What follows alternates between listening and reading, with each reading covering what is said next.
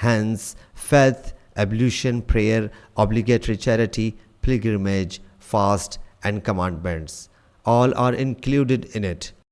Allah Jalla Jalaluhu says, all act in their own manner.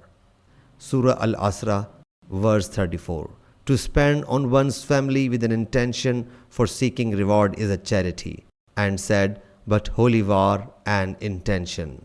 Hazrat Alqama bin Waqas has reported from Hazrat Umar radiyallahu anhu that Allah's Apostle sallallahu alaihi wasallam said, actions depend on intention, and for every person there is what he intends for.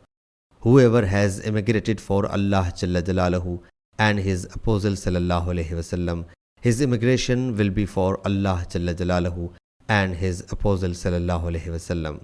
And whoever has emigrated to acquire world or marry a woman, his immigration will be to what he has emigrated for. Sahih Bukhari, Hadith number 54.